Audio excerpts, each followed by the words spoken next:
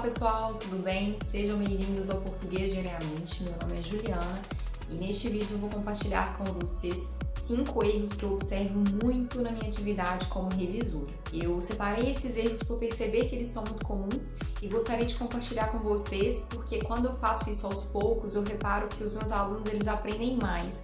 Então com vocês pode acontecer de forma semelhante. Então, quando vocês acessam alguns deslizes aos poucos, sem ser aquele excesso de uma vez só, eu acho que a chance disso permanecer na mente e vocês não errarem numa próxima é muito grande. Então, se vocês cometem alguns desses erros, eu espero conseguir ajudá-los com este vídeo.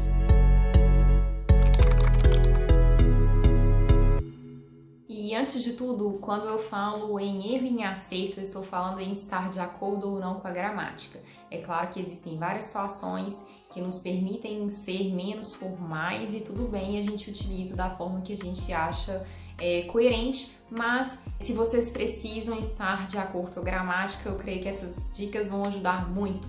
E o primeiro deslize, gente, tem a ver com o uso dos pronomes esse e este. Então as pessoas misturam muito, como se não houvesse diferença.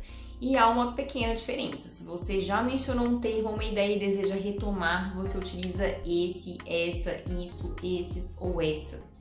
Por outro lado, se você vai se referir a algo que será dito, você utiliza este, esta, isto, estes ou estas. Por exemplo, ele me deu esta resposta. 2 pontos. Não poderei mais ir. Então, como eu ainda vou mencionar a resposta, eu utilizo esta. Agora, ele nos disse várias verdades. Ponto. Essas verdades nos motivou muito.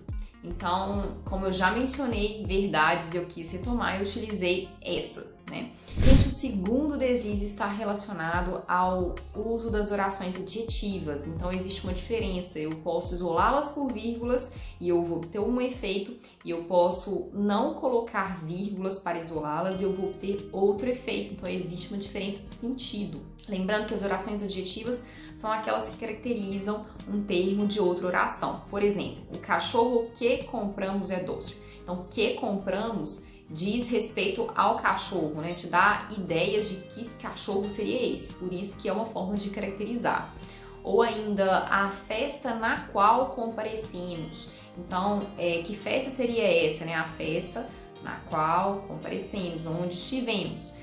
Enfim, se eu tenho então essa oração que caracteriza um termo de outra oração, eu tenho então uma oração adjetiva e eu devo lembrar que se eu coloco vírgulas para isolá-las, eu estou expressando aqui apenas uma explicação. Por outro lado, se não há vírgulas, eu expresso uma restrição. Então, existe até uma questão de prova uma prova aí que já aconteceu há uns anos, mas que abordava justamente isso. Então, a frase era: os motoristas que não aderiram à greve voltaram a trabalhar.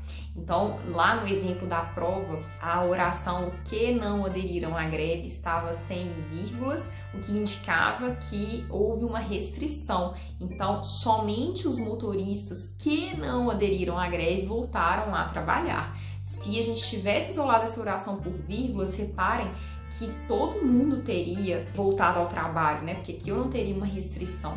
Então, reparem que colocar ou não faz muita diferença. Gente, o terceiro deslize está relacionado ao uso de maiúsculas e minúsculas. Então, a regra comum que a gente conhece, né, em relação ao uso das maiúsculas é: se você tem um nome próprio, é importante, é necessário que você coloque uma maiúscula, mas em outros contextos é importante a gente fazer consultas e existem manuais que dizem, né, quando colocar maiúsculas e quando colocar minúsculas, são inúmeras regras e cada caso precisa ser respeitado. Então, não se esqueçam de fazer essas consultas. Eu reparo que muitas pessoas colocam maiúsculas e minúsculas de forma muito aleatória. Gente, o quarto deslize está relacionado ao pronome onde, para se referir a elementos que não são lugares.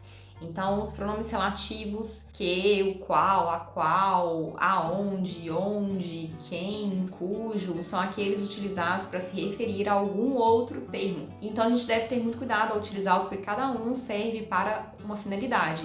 E o onde, ele se refere ao local, apenas ao local. Então, se você utiliza com outra finalidade, a gente considera que houve aqui um equívoco. Por exemplo, No Brasil ocorrem muitos crimes e esses crimes não são devidamente julgados, como foi o caso Chapinha, onde o criminoso matou 20 pessoas e não foi preso.